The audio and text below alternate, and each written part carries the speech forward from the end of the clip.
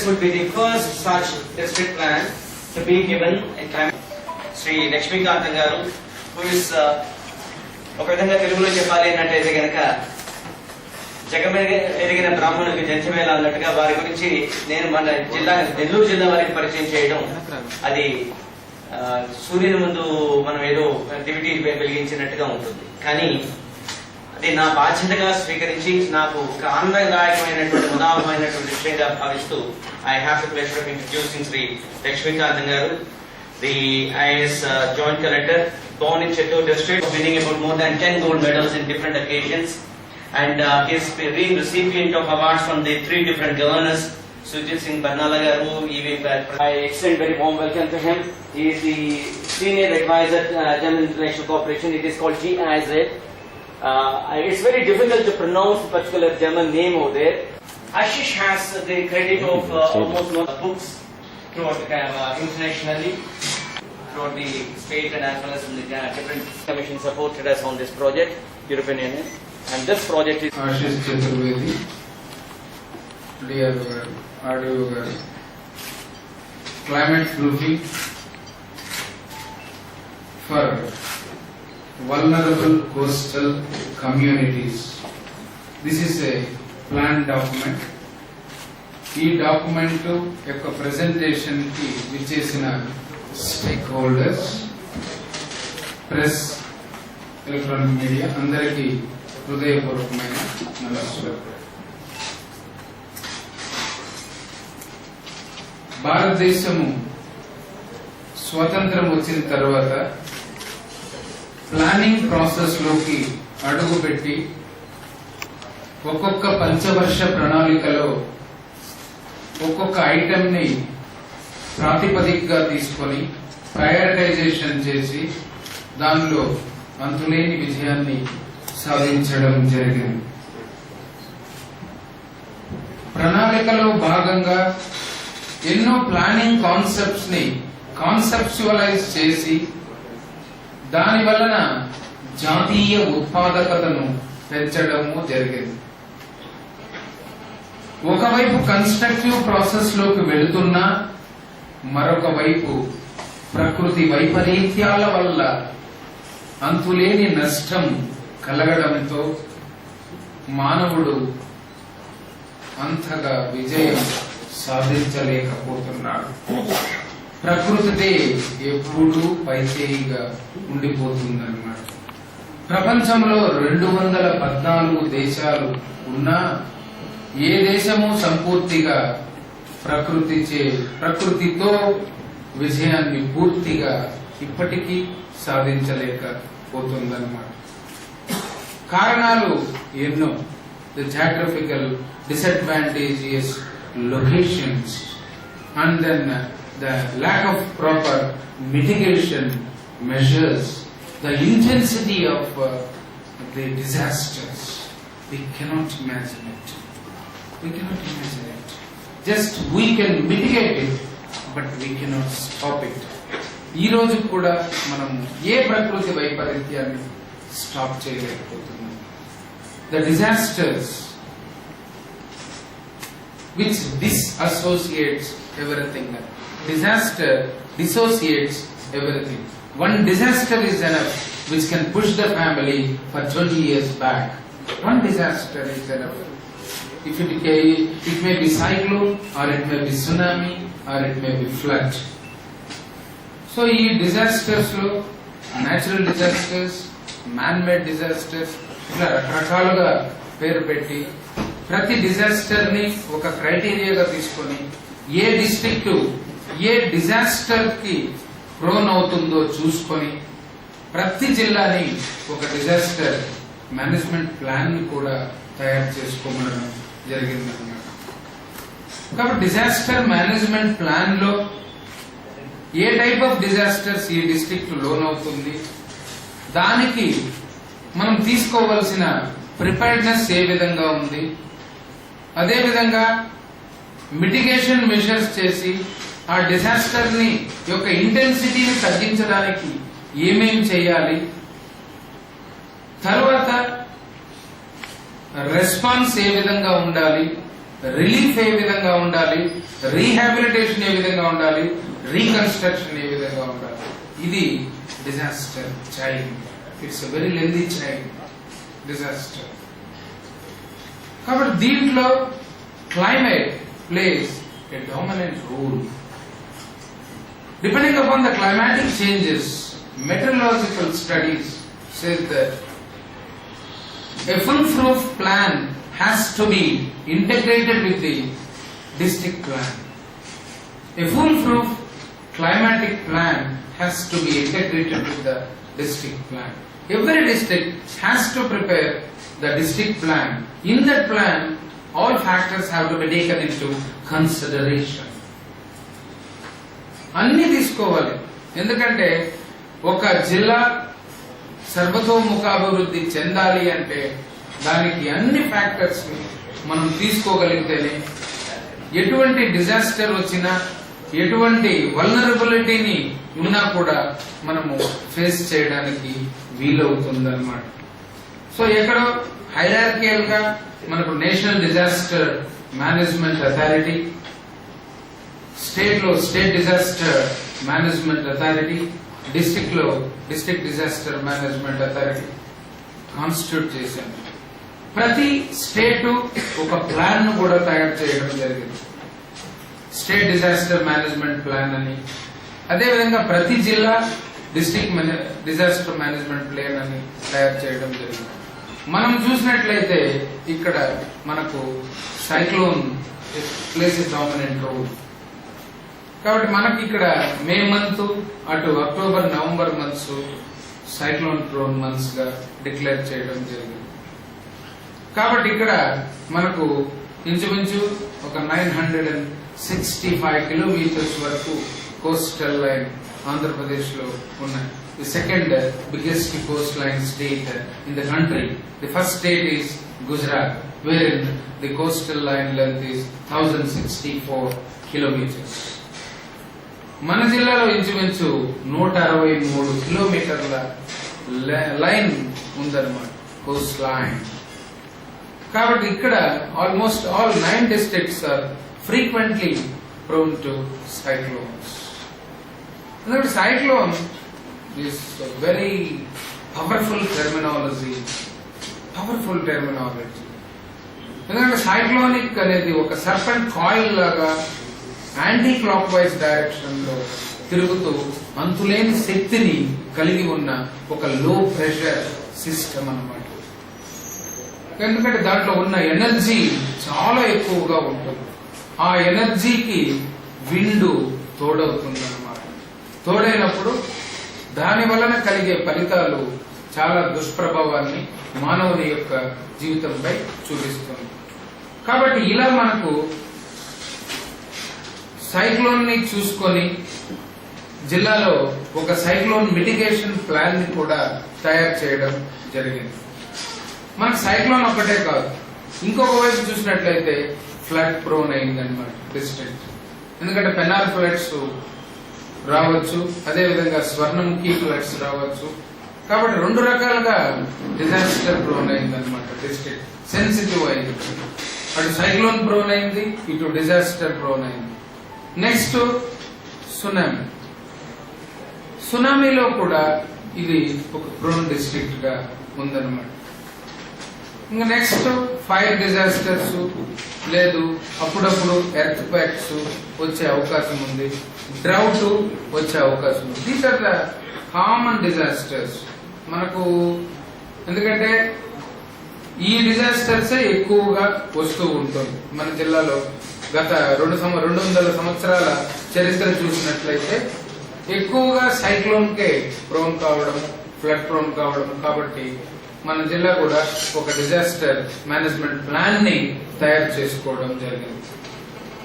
So disaster management plan తయారైన తర్వాత ప్రతి జిల్లాలో కూడా ఒక ఎమర్జెన్సీ ఆపరేషన్ సెంటర్ ని, ఈఓసీని కాన్స్టిట్యూట్ చేయాలని కూడా మినిస్ట్రీ ఆఫ్ హోమ్ అఫైర్స్ నుంచి గైడ్ లైన్స్ కూడా రావడం జరిగింది. సో ఎమర్జెన్సీ ఆపరేషన్ సెంటర్ ఉన్నప్పుడు మనం ఆ ఎమర్జెన్సీ ఆపరేషన్ సెంటర్ ద్వారా సైక్లోన్ ఎదుర్కోవడానికి కావలసిన రెస్క్యూ ఎక్విప్మెంట్, పర్సనల్ ఎక్విప్మెంట్ కానీ, ఫస్ట్ ఎయిడ్ కిట్స్ కానీ ఇవన్నీ పెట్టుకొని సైక్లోన్ వల్నరబిలిటీ ఎక్కడెక్కడైతే ఉందో ఆ వల్నరబిలిటీ మ్యాపింగ్ ను కూడా చేసి వల్నరబుల్ పాపులేషన్ ఎంతమంది ఉన్నారో ఆ వల్నరబుల్ పాపులేషన్ కి మనం ఏ విధంగా ప్రొటెక్షన్ ఇవ్వగలము చూడాలన్నమాట. కాబట్టి దానికి సంబంధించి ఎక్విప్మెంట్ ని సేకరించడము, మెన్ పవర్ ని స్ట్రెంథన్ చేయడమే కాకుండా ఈ క్లైమేట్ కండిషన్ లో జాలర్లు గాని మిగతా వాళ్ళు గాని లైవ్లీహుడ్ ని కోల్పోతున్నారు. కాబట్టి ఈ లైవ్లీహుడ్ ని కోల్పోతున్నప్పుడు లైవ్లీహుడ్ ప్లాన్ ని ఇంటగ్రేట్ చేయవలసిన అవసరం ఏర్పడింది డిస్ట్రిక్ట్ ప్లాన్.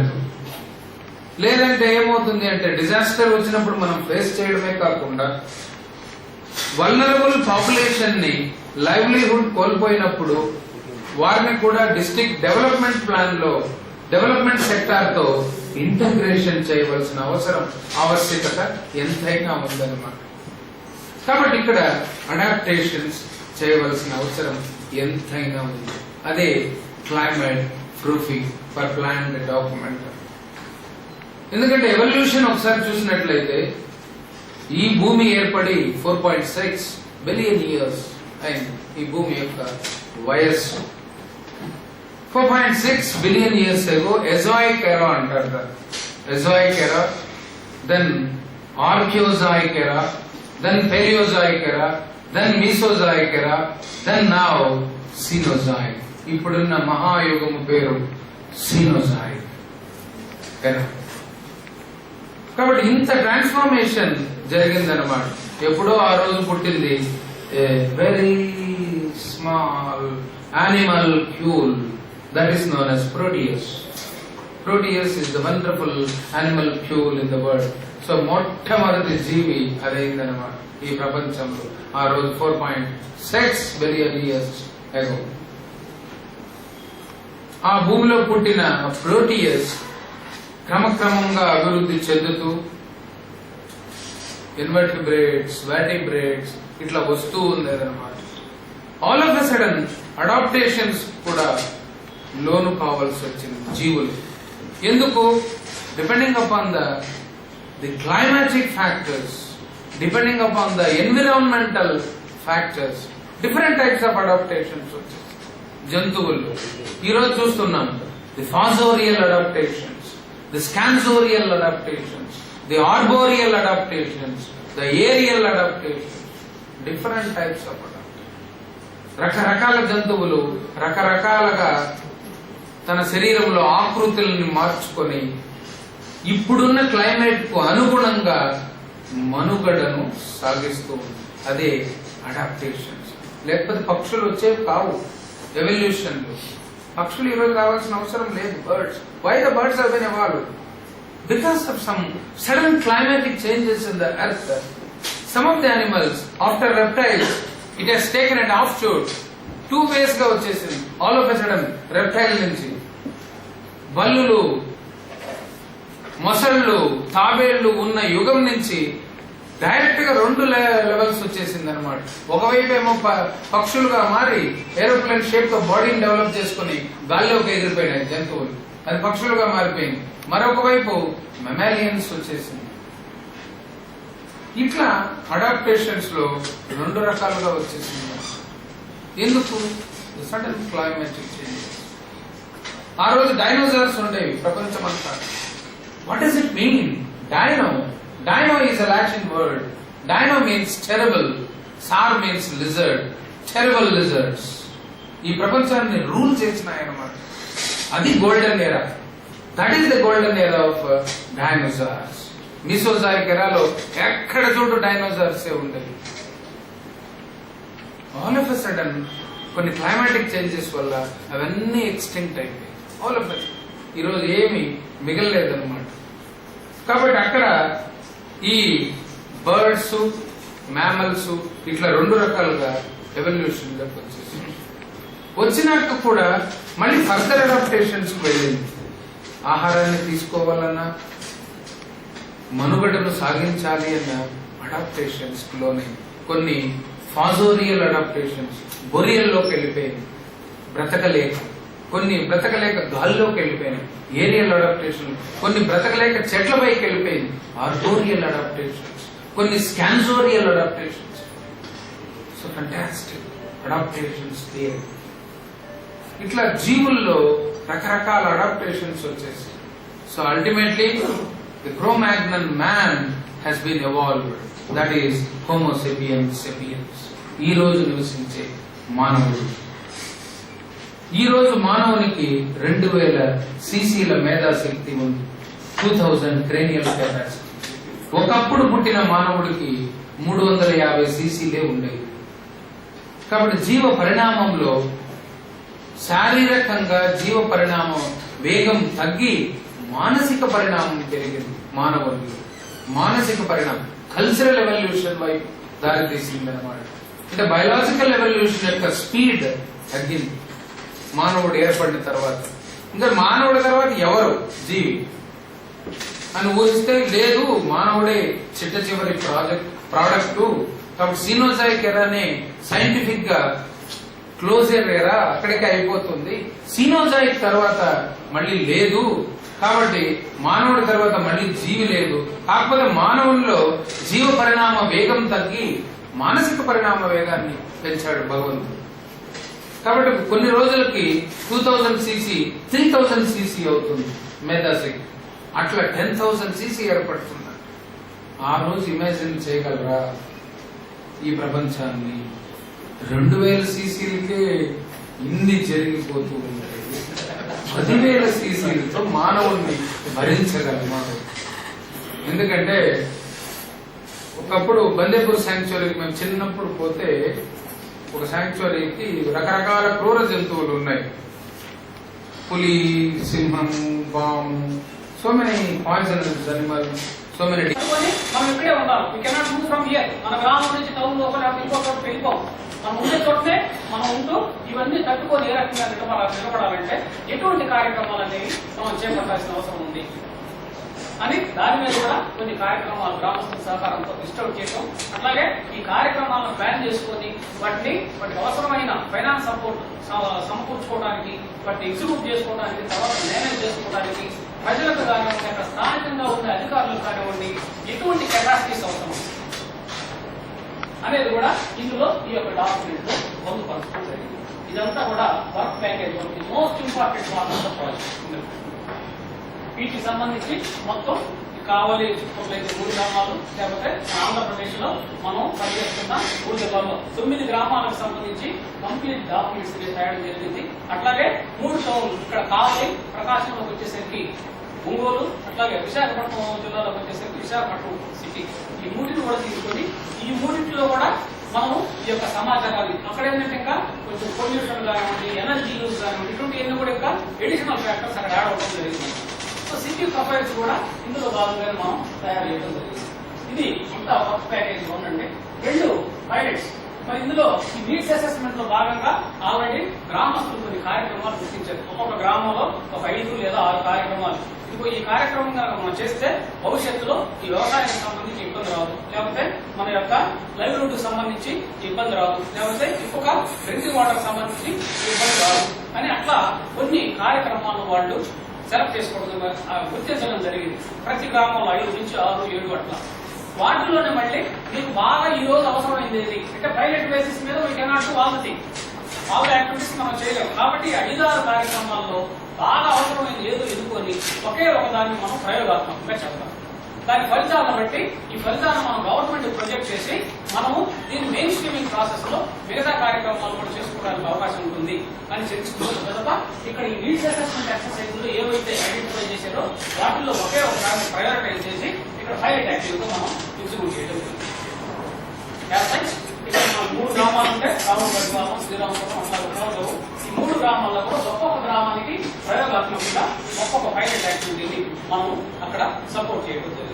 ఫర్ ఎగ్జాంపుల్ ఈ యొక్క శ్రీరామపురం గ్రామానికి వచ్చేసరికి అక్కడ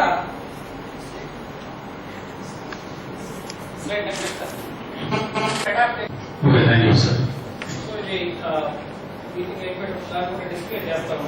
వెబ్సైట్ అక్కడ వచ్చేసి www సంబంధించిన కాబట్టి అంతా పుట్టుకోపోతున్నాయి.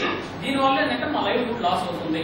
ఇది దాదాపు ఎందుకంటే ఎక్కువ రావడం వల్ల ఫ్రీక్వెంట్ గా మేము దెబ్బతింటాం, మేము లాస్ అవుతున్నాం, మా ఆదాయం అంతా కోల్పోతున్నాం. కాబట్టి ఇది ప్రొటెక్ట్ చేసుకోవడానికి ఒక సైక్లోన్ రెసిస్టెంట్ షెడ్, ఒక స్టోరేజ్ షెడ్. ఇటువంటి సైక్లోన్ వచ్చినా కూడా ఇబ్బంది కలగకుండా మా వస్తువులన్నీ మేము అక్కడ ప్రొటెక్ట్ చేసుకోవడానికి, దాచుకోవడానికి అవసరమైన ఒక ఫెసిలిటీ అనేది ఒకటి కావాలని వాళ్ళు నిర్ణయించుకోవడం జరిగింది. దానికి అనుగుణంగానే ఆ గ్రామానికి సంబంధించి ఒక సైక్లోన్ స్టామ్ రెసిస్టెంట్ షెడ్ అని చెప్పి అది కన్స్ట్రక్షన్ కి సపోర్ట్ చేయడం అనేది జరిగింది. అది ఆ యాక్టివిటీ ఆల్రెడీ కంప్లీట్ అయింది. People have started using that facility. అది వాళ్ళు సెలెక్ట్ చేసుకున్న 5-6 వాటిలో అతి ప్రధానమైనది కాబట్టి దానికి మనం సపోర్ట్ చేయడం జరిగింది. నెక్స్ట్ విలేజ్ వచ్చేసి రాముడుపల్లిపాలెం. అక్కడ కూడా మరి కూడా గ్రామస్తులందరూ కూడా ఫిషింగ్ మీద ఆధారపడి బ్రతికేవాళ్ళు. వారికి అట్లాగే సముద్రం వెళ్ళడానికి మధ్యలో ఈ యొక్క కెనాల్ ఉండటం, ఆ కెనాల్ ఫ్రీక్వెంట్ గా వాడు వెళ్ళడానికి కానీ రైతులు అటువంటిప్పుడు వాళ్ళు ఏదైనా ట్యాక్స్ తీసుకోలేదు పరిస్థితి. కాబట్టి అది ధైర్యంగా సముద్రానికి వెళ్ళవచ్చు, ఈజీగా రావచ్చు. ముఖ్యంగా మహిళలకు కూడా ఎటువంటి ఇబ్బంది లేకుండా ఉంటుంది. మహిళలు అక్కడ మరి చాలా బాధతో చెప్పారు, బట్టలన్నీ పైకి ఎత్తుకోరు కానీ బయటకు రాలేకపోతున్నాం అని చెప్పి చాలా బాధతో చెప్పి మహిళలు అక్కడ ఈ కార్యక్రమం ముఖ్యంగా కావాలి అని చెప్పి మహిళలందరూ అడిగిన అక్కడ సరే అక్కడ మొత్తం వచ్చిన 5-6 కార్యక్రమంలో దాన్ని ప్రయారిటైజ్ చేసి ఆ కార్యక్రమాన్ని వాళ్ళకి ఆ ఫెసిలిటీ క్రియేట్ చేయడానికి సపోర్ట్ చేయడం జరిగింది. 3వ కార్యక్రమం వచ్చేసి పైలట్ యాక్టివిటీ పూలదొరువులో అది మన అందరి ఎకరాలంటే స్ప్రింక్లర్ ఇరిగేషన్ అక్కడ సపోర్ట్ చేయడం జరిగింది. అక్కడ దాదాపు 70 ఎస్సీ కార్పొరేషన్ ద్వారా భూములు ఇస్తున్నారు. వాటిల్లో వీళ్ళు ఫ్లోరికల్చర్ కానివ్వండి, వెజిటబుల్స్ కానివ్వండి గ్రో చేస్తున్నారు.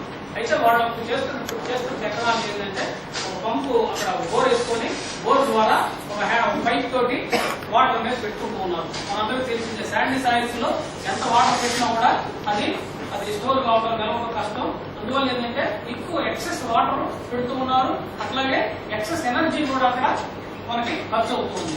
ఎక్కువ సేపు బోర్ వేయడం వల్ల ఎక్కువ కరెంట్ ఖర్చు అవుతుంది, ఎక్కువ వాటర్ కూడా వేస్ట్ అవుతుంది. దీనివల్ల చుట్టుపక్కల గ్రామాల్లో ఈ కోస్టల్ ఏరియాస్ ఎక్కువ చోట్లది ఇంతకుముందు జనం ప్రాక్టీస్ చేసింది ఈ యొక్క స్ప్రింక్లర్ యూనిట్స్.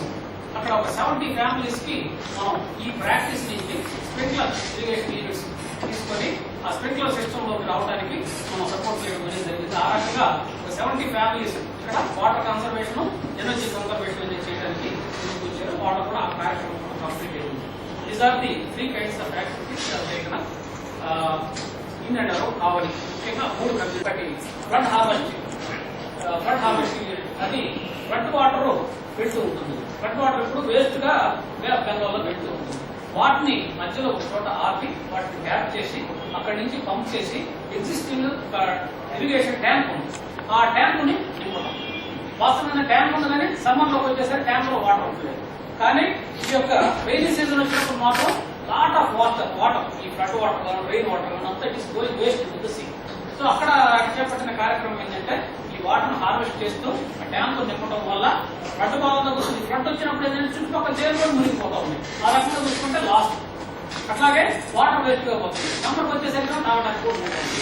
సో ఈ 3 రకాల సమస్యలను అధిగమించడం కోసం ఆ ఫ్లడ్ వాటర్ హార్వెస్ట్ చేసి ఆ ట్యాంక్ స్టోర్ చేసుకోవడం వల్ల ఫ్లడ్ ప్రాబ్లం మనం అడ్రస్ చేసినట్లయింది. అట్లాగే ఈ యొక్క డ్రింకింగ్ వాటర్ ఇష్యూ కూడా అడ్రస్ చేసినట్లయింది.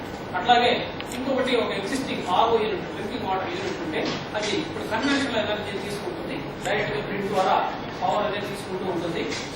దానికి మనం సోలార్ ఎనర్జీ అనేది, సోలార్ పవర్ అనేది బ్యాకప్ ఫెసిలిటీగా అక్కడ ఇవ్వడం జరిగింది. ఇది కూడా ఒక ఎక్స్పెరిమెంటల్ యూనిట్, ఎక్కడ పెట్టలేదు. ఆర్ఓ యూనిట్ ఉంది, గ్రిడ్ నుంచి ఎలక్ట్రిసిటీ తీసుకుంటుంది, దానికి 45,000 ఖర్చు అవుతుంది కరెంట్. ఇక్కడ ఖర్చు కంటే కూడా ఎక్కువ ఎనర్జీ అనేది అక్కడ జరుగుతుంది, కన్సంప్షన్ అనేది జరుగుతుంది. ఈ సోలార్ ప్యానల్స్, ఫోటోవోల్టాయిక్ సిస్టమ్ ద్వారా సోలార్ ప్యానల్స్ ద్వారా ఎనర్జీని ప్రొడ్యూస్ చేసి ఈ ఎనర్జీని కనుక ఈ యొక్క యూనిట్ కనుక అనుసంధానం చేస్తే మనం కన్వెన్షనల్ ఎనర్జీ తీసుకోవాల్సిన అవసరం లేదు. ఆ రకంగా ఎనర్జీని మనం సేవ్ చేయొచ్చు. ఆ కాన్సెప్ట్ ని అక్కడ ఇంకో గ్రామంలో పెట్టడం జరిగింది. ఇటువంటి ఈ ప్రకాశం జిల్లాలో అట్లాగే విశాఖపట్నం జిల్లాలో కూడా సిమిలర్ కైండ్ ఆఫ్ యాక్టివిటీస్ 10 రకాలు యాక్టివిటీస్ చేయడం జరిగింది. విశాఖపట్నం జిల్లాలో ఇంకా మన సార్ నెట్ యాప్ నుంచి వస్తున్నారు ఇచ్చారు. ఎనర్జీ ఎఫిషియెంట్ స్టవ్స్ అని చెప్పి అవి కూడా ఎన్విరోపిక్ స్టవ్స్ బట్టి ఇది వచ్చేసి అవి ఒక దాదాపు 150 కమ్యూనిటీ ఫ్యామిలీస్కి అవి కూడా సపోర్ట్ చేయడం జరిగింది. దాదాపు 70% ఫ్యూయల్ అక్కడ సేవ్ అవుతుంది. అట్లాగే స్మోక్ అనేది రాదు. అది పోర్టబుల్ చుల్లా లాంటిది. అటువంటి యాక్టివిటీ ఒకటి విశాఖపట్నం జిల్లాలో కూడా చేయడం జరిగింది. ఇటువంటివి different kinds of activities 10 activities మనం చేస్తే సేమ్ కైండ్ ఆఫ్ అట్లాగే different kind of activities same number of communities లో తమిళనాడులో కూడా వాళ్ళు కూడా వేరే వేరే రకాలు చేయడం అనేది జరిగింది. ఇవన్నీ కూడా ఏంటంటే పైలట్ బేసిస్ మీద ఒక్కొక్క కమ్యూనిటీలో ఒక్కొక్కటి చేయడం జరిగింది. ఇవి కనుక రిజల్ట్స్ బాగుండి సక్సెస్ అయితే తర్వాత మిగతా 5-6 రకాలు ఏదైతే మిగిలిపోయాయో వాటిని ఈ గ్రామం ద్వారా, పంచాయతీ ద్వారా, మండలం ద్వారా జిల్లా స్థాయి ప్రణాళికల్లో చేర్చడానికి కొన్ని ప్రయత్నాలు చేద్దాం ఉద్దేశంతో ఇది అబౌట్ ది పైలట్ ఇనిషియేటివ్స్. మూడో ప్యాకేజ్ వచ్చేసి కెపాసిటీ బిల్డింగ్. మరి ఇందాక మనం గోల్లోనే అనుకోవడం జరిగింది. వల్నరబిలిటీస్ ఐడెంటిఫై చేయడమే కాకుండా వాటిని తట్టుకొని వాళ్ళు జీవించే విధంగా దానికి అవసరమైన ప్రణాళిక రచన కానివ్వండి, దాన్ని అమలు చేయడం కానివ్వండి, దాని తర్వాత మధ్యలో మానిటర్ చేసుకోవడం కానివ్వండి, తర్వాత మేనేజ్ చేసుకోవడం కానివ్వండి, ఈ మొత్తానికి అవసరమైన సామర్థ్యాలు కమ్యూనిటీకి కానివ్వండి, అక్కడ స్థానికంగా ఉండే మరి ప్రభుత్వ అధికారులు కానివ్వండి, మిగతా వాళ్ళందరికీ కూడా ఆ సామర్థ్య పెంపుదల అనేది చాలా అవసరం. ఈ రోజు పైలట్ బేసిస్ మీద ఎక్స్టర్నల్ ప్లేయర్స్ అందరూ ఏజెస్ కానివ్వండి, ఏజీఎస్ కానివ్వండి, లేదా అక్కడ స్థానికంగా పనిచేసే జాగృతి సంస్థ కానివ్వండి, వీళ్ళందరూ ఎక్కువ పాత్ర తీసుకొని కమ్యూనిటీని పూర్తి ఇన్వాల్వ్ చేయడం జరిగింది. కానీ వచ్చే రోజుల్లో మిగతా కార్యక్రమాలు చేయడానికి వీళ్ళెవరూ ఉండదు. అందువల్ల మరి ఆ కార్యక్రమం కొనసాగాలంటే ప్రజల యొక్క సామర్థ్యాన్ని పెంచగలగాలి. అది అందువల్ల ఈ కెపాసిటీ బిల్డింగ్ అనేది చాలా ముఖ్యమైన యాక్టివిటీ.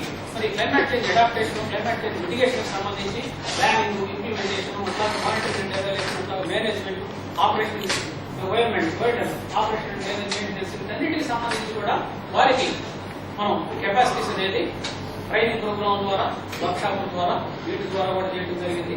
అట్లాగే అర్బన్ ఏరియాస్ లో కూడా షేర్డ్ లెర్నింగ్ డైలాగ్ అనే కార్యక్రమంతో మరి అర్బన్ లో సిచ్యువేషన్ ఏ రకంగా ఉంది, పొల్యూషన్ లెవెల్స్ ఏ రకంగా ఉన్నాయి, ఎనర్జీ కన్సంప్షన్ ఏ రకంగా ఉంది, డ్రింకింగ్ వాటర్ ఇష్యూ ఏంది, ఎలక్ట్రిసిటీ ఏంది, వీటన్నిటి గురించి కూడా చేసిన అధ్యయనాన్ని అర్బన్ ఏరియాస్ లో కావలి టౌన్, ఒంగోలు టౌన్, అట్లాగే విశాఖపట్నం నగరంలో కూడా స్టేక్ హోల్డర్స్ ఎవరైతే ఉన్నారో మరి ప్రతి ఇష్యూకి సంబంధించి ఒక డిపార్ట్మెంట్ అగ్రికల్చర్ కానివ్వండి, వాటర్ కానివ్వండి, ఎనర్జీ కానివ్వండి, లేకపోతే పొల్యూషన్ సంబంధించి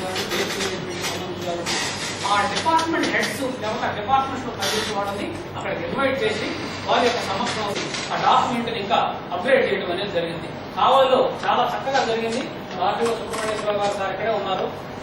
వండర్ఫుల్ కోఆపరేషన్ ఉంటుంది సేఫ్ లెర్నింగ్ డైలాగ్. వారి ఆధ్వర్యంలోనే చాలా చక్కగా ప్రతి స్టేక్ హోల్డర్ కూడా అందులో పార్టిసిపేట్ చేసి దాన్నంతా స్టడీ చేసిన మొత్తం దాన్ని సంరక్షించడమే కాకుండా చక్కటి సలహాలు ఇచ్చి ఆ డాక్యుమెంట్ ఇంకా మనం దాన్ని వాల్యుయేట్ చేయడానికి చాలా ఉపయోగపడింది వర్క్షాప్. సిమిలర్ వర్క్షాప్స్ అట్లాగే ఒంగోలు, విశాఖపట్నం వీటిలో కూడా చేయడం జరిగింది. This is all about capacity building అంటే. అట్లాగే కెపాసిటీ బిల్డింగ్ లోనే అసిస్టెన్స్ స్ట్రాటజీ. అసిస్టెన్స్ స్ట్రాటజీ అంటే ఇక్కడ నీడ్స్ అసెస్మెంట్ లో మరి మనం ఒకటే ఇక్కడ ఇంప్లిమెంట్ చేయగలిగాం, మిగతా అవసరాలన్నీ ఆగిపోయినాయి.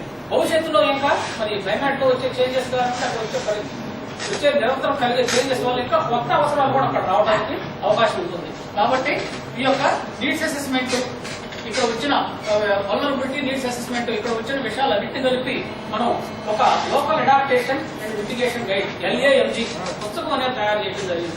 అది కమ్యూనిటీకి ఇప్పుడు మేము ఏ రకంగా ఉపయోగపడుతున్నాం, వచ్చే రోజుల్లో బుక్కే వాళ్ళకి అదే రకంగా ఉపయోగపడుతుంది. అంటే ఇక్కడ స్థానిక క్లైమేట్ పరిస్థితులు ఏంటి, వాతావరణ పరిస్థితులు ఏంటి, వచ్చే రోజుల్లో మరి సైంటిస్ట్ చెప్పే దాని ప్రకారం ఎటువంటి మార్పులు రావచ్చు, మార్పులు తట్టుకొని ఉండాలంటే ఎటువంటి కార్యక్రమాలు చేపట్టాలి, ఇదంతా కూడా మరి ప్రజల యొక్క నాలెడ్జ్ తీసుకొని అట్లాగే సైంటిస్ట్ ఏం అనేది ఒకటి తయారు చేయడం జరిగింది. ఈ గైడ్ లో ఇవన్నీ ఉంటూ ప్రజల అవసరాలు కూడా అందులోనే మనం మెన్షన్ చేయడం అనేది జరిగింది. ఈ యొక్క వచ్చే రోజుల్లో మరి ప్రజలు అక్కడ ఉన్న కమ్యూనిటీస్ ఈ యొక్క లోకల్ అడాప్టేషన్ మిటిగేషన్ గైడ్ లో మెన్షన్ చేసిన ప్రతిదీ కూడా అర్జీల ద్వారా కానివ్వండి, చర్చల ద్వారా కానివ్వండి ఈ యొక్క గ్రామ స్థాయి ప్రణాళికలో అవసరాలన్నీ చేరుస్తారు. గ్రామ స్థాయి నుంచి మళ్ళీ మండల స్థాయికి, జిల్లా స్థాయికి, రాష్ట్ర స్థాయికి ఈ రకంగా ఇంటిగ్రేషన్ అనేది జరగడానికి ఎటువంటి సామర్థ్యాలు వారికి అవసరమో ఆ సామర్థ్యాలన్నీ కూడా మనము ఈ యొక్క కెపాసిటీ బిల్డింగ్ స్ట్రాటజీలో వారికి ఇవ్వడం అనేది జరిగింది. Sir previous slide. నాలుగోది వచ్చేసి విజిబిలిటీ. ఇది పైలట్ ఎఫర్ట్. ఇక్కడ ఏదైతే ఒక సక్సెస్ జరిగిందో దాన్ని ప్రతి చోట కూడా ప్రచారం చేయాల్సిన అవసరం ఉంది. ప్రజలందరికీ తెలియాలి. అట్లాగే other stake holders, government departments కానివ్వండి, సివిల్ సొసైటీ ఆర్గనైజేషన్స్ కానివ్వండి, పాలసీ మేకర్స్ కానివ్వండి, వీళ్ళందరికీ కూడా అది తెలియాలి. అట్లాగే ఎన్జిఓస్ కానివ్వండి, ఈ రంగంలో పనిచేసే వాళ్ళందరికీ కూడా తెలియాల్సిన అవసరం అనేది ఉంది. అందువల్ల ఈ యొక్క విజిబిలిటీ స్ట్రాటజీ అంటే స్కేలింగ్ అప్ పని వస్తుంది. ప్రతి చోట మన జిఐజెడ్ లేకపోతే ఏ చేస్తున్నాగా వెళ్ళి ప్రతి చోట పనిచేయడానికి అవకాశం అనేది లేదు మనకున్న పరిమిత వనరుల వల్ల. కాబట్టి విజిబిలిటీ అనేది కనుక పెంచగలిగితే అన్ని చోట్ల ఈ యొక్క సందేశం లేకపోతే ఈ సక్సెస్ స్టోరీ అనేది అన్ని చోట్ల వెళుతుంది. దాని ద్వారా ఎంతో మంది మరి ఉత్సాహం అనేది పొంది ఇన్స్పైర్ అయ్యి వాళ్ళు కూడా చేయడానికి అవకాశం ఉంటుందని మరి ఈ యొక్క స్ట్రాటజీ ద్వారా అవేర్నెస్ మీటింగ్స్ పెట్టడం, అట్లాగే ఎక్కువ చోట్ల మీడియాస్ కి కాంట్రిబ్యూట్ చేయడం, వార్తా పత్రికల్లో కానివ్వండి, మ్యాగజైన్స్ లో కానివ్వండి, వీటిల్లో దాని గురించి కొన్ని ఆర్టికల్స్ పంపించడం. అట్లా ఎక్కడన్నా కాన్ఫరెన్సెస్ జరుగుతూ ఉంటాయి క్లైమేట్ చేంజ్ వీటికి సంబంధించి కాన్ఫరెన్సెస్ జరుగుతూ ఉంటే మా టీం నుంచి ఎవరో ఒకరు వెళ్ళి మా యొక్క అనుభవాలు ఏంది, ఇక్కడ ఏ రకంగా మనం టేకప్ చేసాం, వాటి రిజల్ట్స్ ఏంటి, ప్రాసెసింగ్ అంతా కూడా ఎక్స్ప్లెయిన్ చేసి షేర్ చేసుకోవడం. అట్లాగే ఇందాక మన సార్ వాళ్ళు అది చెప్పారు, ఈ యొక్క వెబ్సైట్ ద్వారా కూడా మరి ప్రపంచంలో ఉన్న అన్ని మూలల్లో కూడా మనం సమాచారాన్ని పంపించడానికి షేర్ చేసుకోవడానికి అవకాశం ఉంటుంది. కాబట్టి ఒక వెబ్సైట్ క్రియేట్ చేయడం అనేది జరిగింది. అట్లాగే ఈ యొక్క ఇష్యూ మీద ఇంట్రెస్ట్ ఉన్న ఎన్జిఓస్ కానివ్వండి, సిఎస్ఓస్ కానివ్వండి, నెట్వర్క్స్ కానివ్వండి, వీళ్ళందరితో కలిసి పనిచేయడం ద్వారా ఈ మెసేజ్ ని ఎక్కువ చోట్లకి స్ప్రెడ్ చేయడం అనేది దీని ద్వారా కూడా ఈ యొక్క నాలుగు స్ట్రాటజీ ద్వారా జరుగుతుంది. సో బేసిక్ గా ఈ 4 మేజర్ కాంపోనెంట్స్ ద్వారా ఈ యొక్క కార్యక్రమాలన్నీ కూడా మనం ఈ యొక్క జిల్లాలో చేయడం జరిగింది. ముఖ్యంగా నెల్లూరు జిల్లాలో we have excellent cooperation from Kavali municipal commissioner కానివ్వండి, అట్లాగే మన ఆర్డీఓ గారు కానివ్వండి, అక్కడ స్థానికంగా పనిచేసే గ్రామ విలేజ్ సెక్రటరీస్ కానివ్వండి, ఇక కమ్యూనిటీ అనేది మాకు ఎప్పటి నుంచో తెలిసిన కమ్యూనిటీ కాబట్టి అంటే వండర్ఫుల్. ఇది ఇంకా ముందుకు వెళ్ళాలంటే ఖచ్చితంగా it has to be integrated with the regular developmental activities. I should take over now. I should continue with this slightly quickly.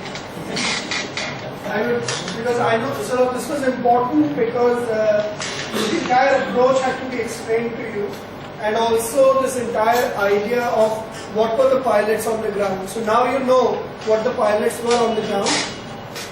Also the fact that these pilots are not very different from regular development work.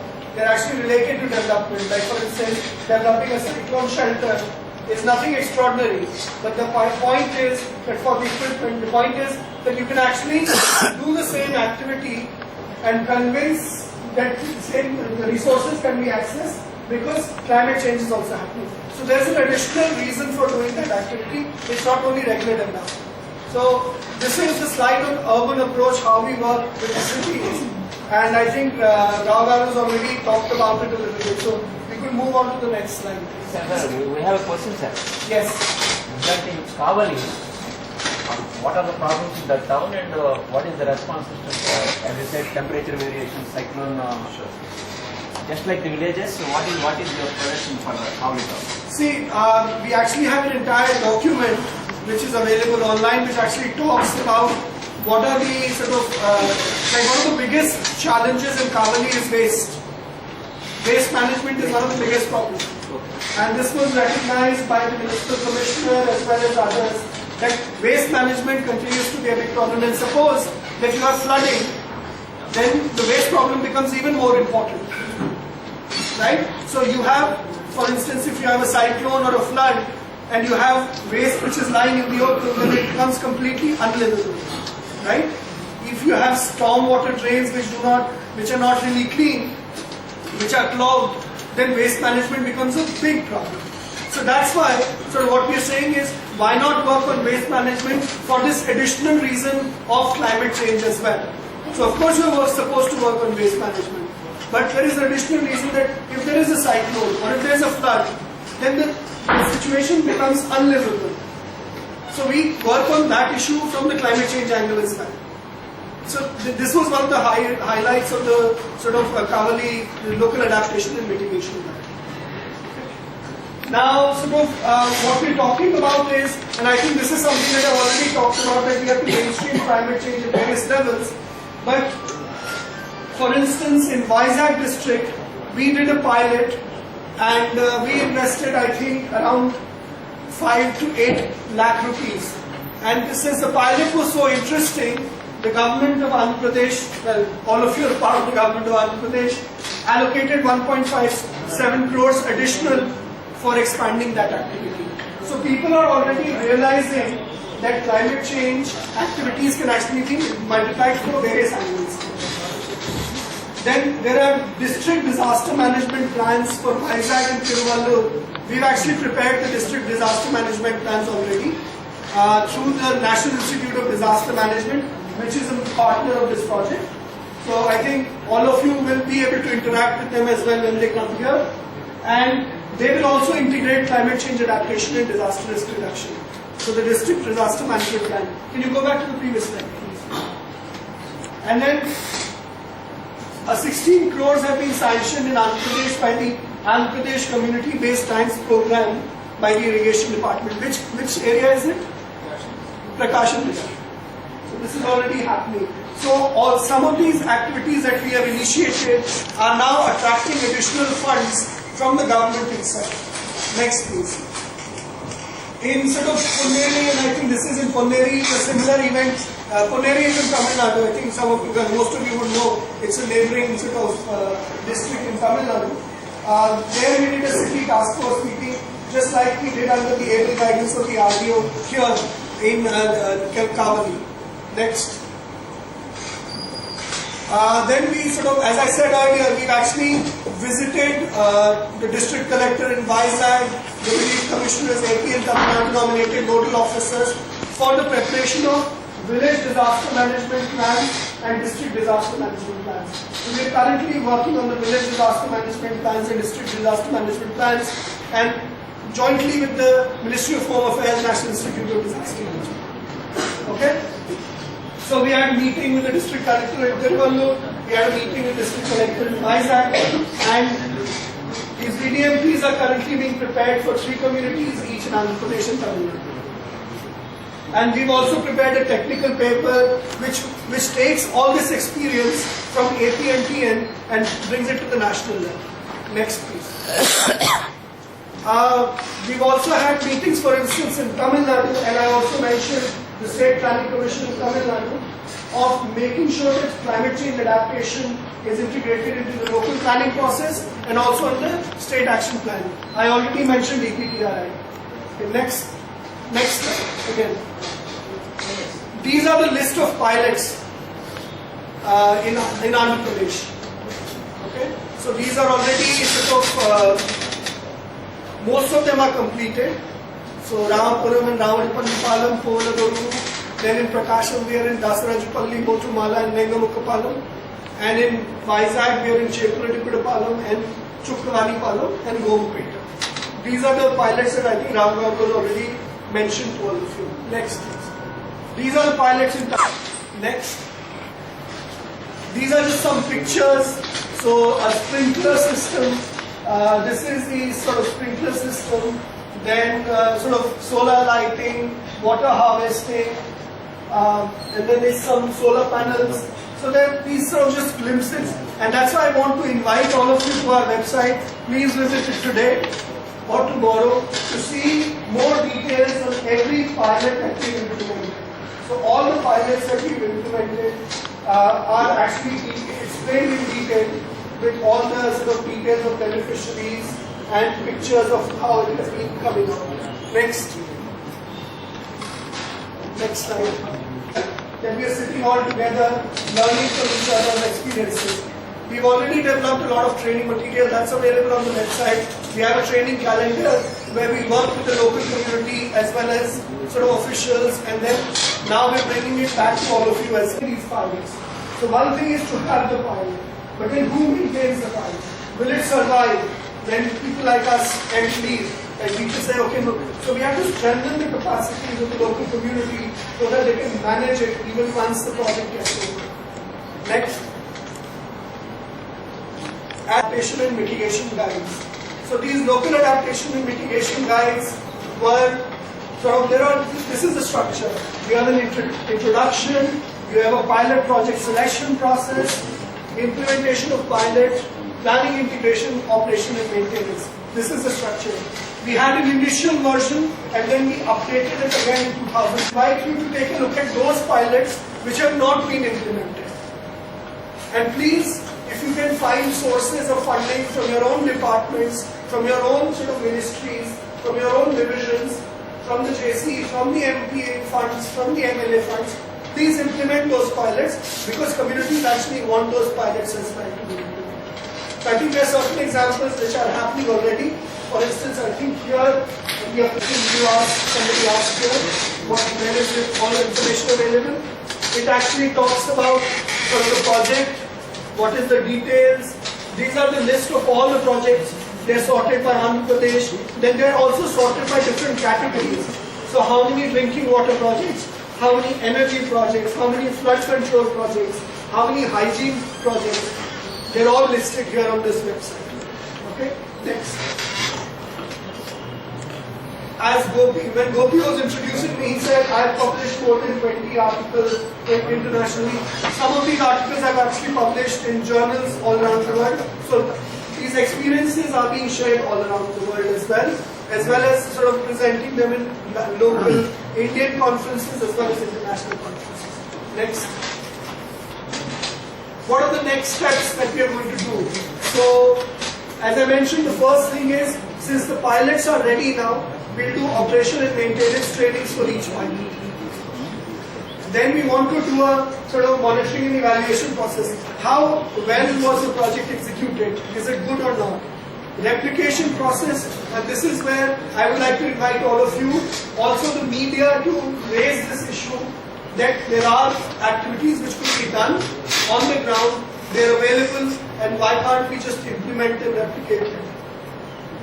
Continue the planning integration with your support, with the support of all the district officials, and also working with the National Institute of Disaster Experiences. And then continue visibility activities, articles, sharing all this information, best practice booklet. This will be available in the next 2-3 weeks, and we'll share with all of you. We already have a document of all the pilots that we implemented, and we'll share it with you. Next, please. Thank you very much. What is the overall cost of the pilot project?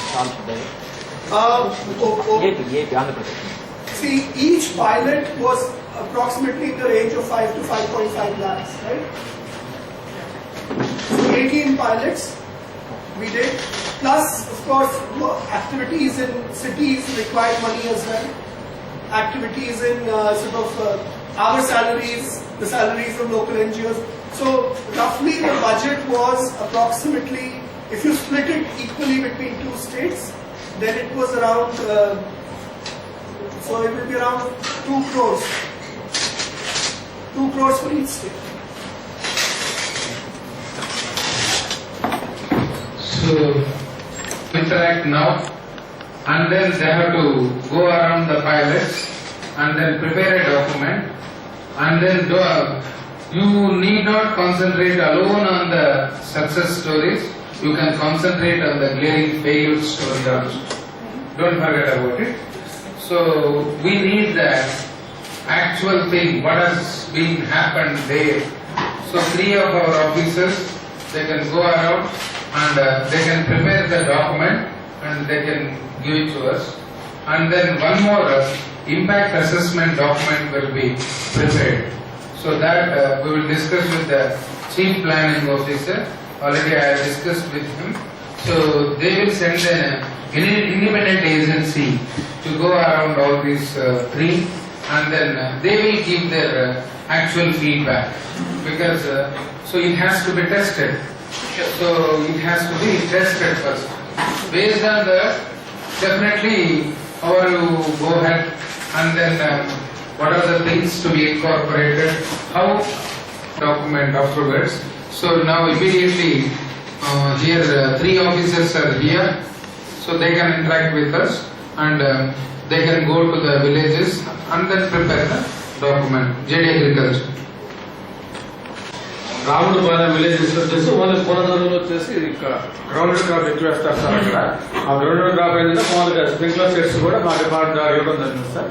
ఒక ఏదైనా near by villages వచ్చి పంట యూక్షన్ కావాలంటే ఈ 2013-14 financial year లో కూడా ఎక్కువ number of sprinklers కూడా సప్లై చేస్తాం sir. To cultivate more area under government crops. Kavali శ్రీరాంపూర్లో ఈ మత్స్యకారులు వచ్చి కొలలు బోట్లని ఒడ్డునే పెట్టుకుంటారు. కానీ ఇప్పుడు సైక్లోన్ వార్నింగ్స్ బిఫోర్ వచ్చేది వల్ల వాళ్ళని మనము ఒక దూరంగా జరిపిస్తున్నాం. కానీ అక్కడ బోట్ ఏంటంటే షోర్ షెల్టర్ తేడానికి బోట్ చాలా బరువు ఉంటుంది. దాన్ని 4-5 మనుషులు పట్టి కొంత దూరం తేడానికి కష్టం అవుతుంది. ఆ బోట్ని ఈజీగా షోర్ షెల్టర్ ఇంకా దూరంగా తేడానికి ఏదైనా మనం ఇన్స్ట్రుమెంట్ ఉపయోగిస్తే దూరంగా వస్తుంది. మేము విజయనగరం జిల్లాలో కూడా బోట్లు తేడానికి అక్కడంటే ఇక్కడ కెనాల్స్ కొన్ని దగ్గర ఉండవు. షోర్కి వచ్చిన తర్వాత అంతా ఫైబర్ బోట్స్ చాలా బరువు ఉంటుంది. మాకు 10 మంది పడితే కానీ బోట్ రాదు అని చెప్పి దాన్ని ఈజీగా తేడానికి వస్తే మన సైక్లాన్స్ లో దాన్ని దూరంగా తెప్పించవచ్చు, లాస్ అవాయిడ్ చేయొచ్చు. If there is an effort in trying to have the fiber catamarans which are raised on the coast, which are very overweight and then they cannot be lifted over, and if they can be really transported further in terms of cyclones to the village or to the higher areas, higher plains. He was suggesting that there could be, and they've done it in Vijayanagar, it looks like, and then we can visit and then we can see what it is and see how it can be integrated into the process.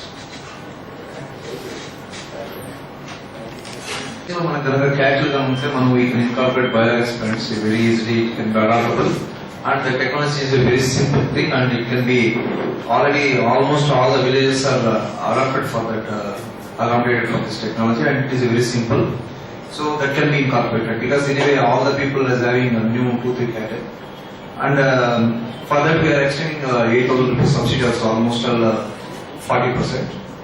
And another thing is smokeless chullas every year we are giving under subsidy, so that program is also it can be adopted.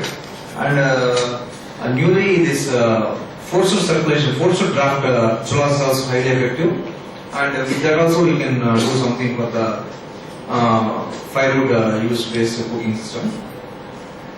And this solar lanterns, it is easily adaptable and easily it is very much need for this rural people. So that can also be, it is a very cheapest cost and subsidy cost, this thing we are also giving. And sir, actually these fish ponds, they are using these aerators.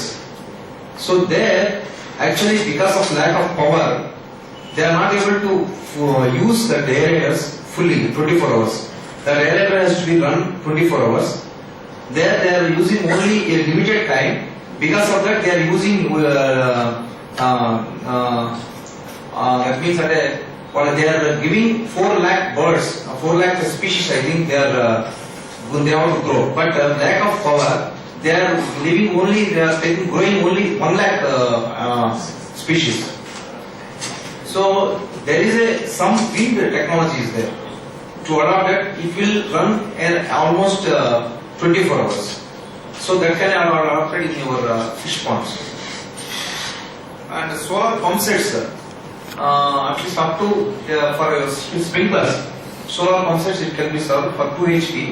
So it is very easily adaptable, and there is a food technology is there, and with subsidy. So these items can be adopted. This from my side, sir. I welcome the team to visit us, and then if they propose a date, and then we would certainly be very happy to have them with us in these villages, and then go around and interact with the communities as well, and look into the whole possibilities of how these LANGs and then whole process of vulnerability assessment, and you can interact on all the elements as such.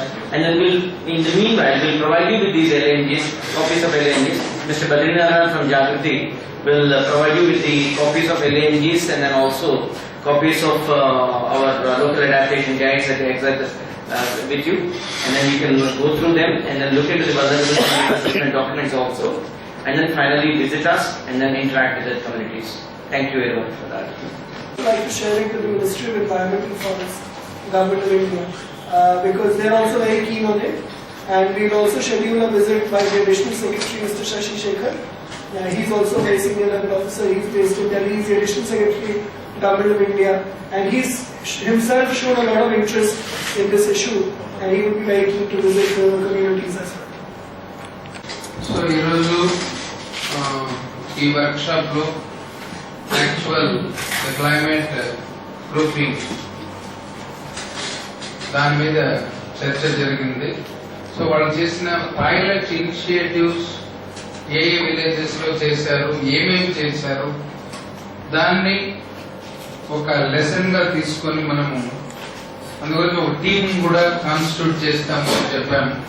కాబట్టి different departments ఈ villages visit చేసి వాళ్ళ యొక్క feedback తీసుకొని అక్కడ community యొక్క feedback తీసుకొని దాని మీద ఒక డాక్యుమెంట్ తయారు చేసి డిస్ట్రిక్ట్ అడ్మినిస్ట్రేషన్ కి ఇవ్వడం అనేది జరుగుతుంది.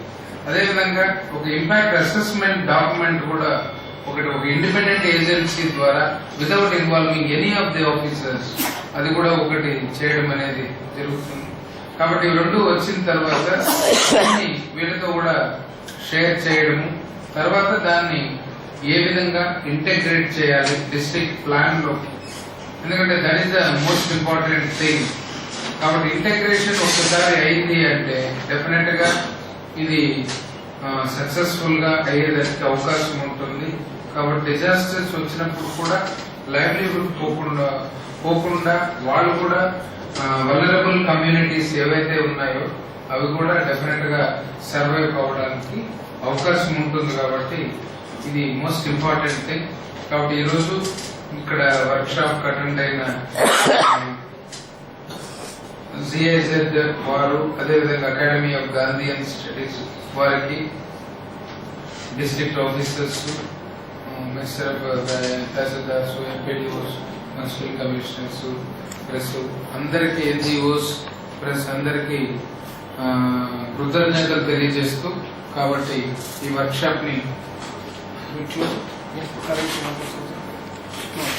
only one request to Ashish as well as from the district, not from the HS or ADAPCAP as such. Ashish was mentioning about the resources available with ODA and also German institutions. And I request on behalf of Nellore district, because I am from Nellore district and we hail from Nellore district, and Nellore is part of our interest as such.